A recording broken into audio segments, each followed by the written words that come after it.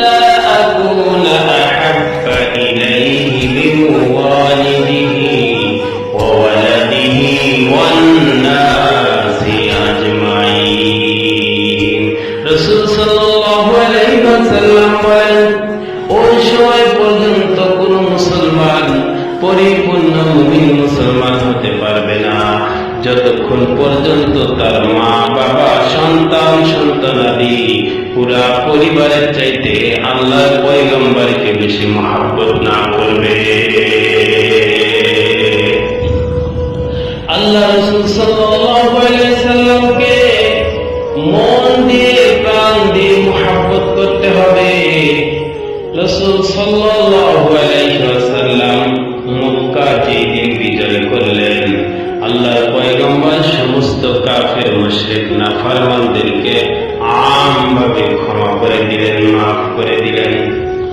আল্লাহ রাব্বুল আলামিন আয়াত নাযিল করলেন, ওগো রহমতের নবী, দয়ার নবী,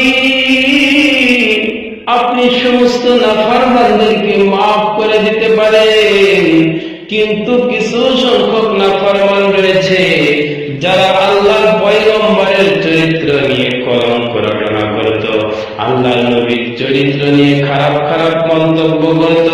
আল্লাহ পাক আয়াত নাযিল করে জানালেন, ওগো পয়গম্বর, মালউনিনা আইনামা সুকিফু উখিযু ওয়া কুতিলু তাকতীলা। এই সমস্ত নাফরমান নাস্তিকদের যেখানে পাওয়া যাবে, ওগো পয়গম্বর, আপনি তাদেরকে হত্যা করে ফেলুন। তাদেরকে যদি মসজিদের মধ্যে পাওয়া যায়, মসজিদের মধ্যে হত্যা করে ফেলুন। তাদেরকে যদি খানায় কাবার পাশে দেখা যায়, সেখানেই তাদেরকে হত্যা করে ফেলুন। এই জন্য বাংলার জমিনে হিন্দুর ঠিকানা হবে, বাংলার জমিনে বৌদ্ধ খ্রিস্টানের স্থায়ী হবে, ঠিকানা হবে, কিন্তু আল্লাহর পয়গম্বরকে নিয়ে যারা কটু কথা বলবে তাদের ঠিকানা বাংলার জমিনে হবে না।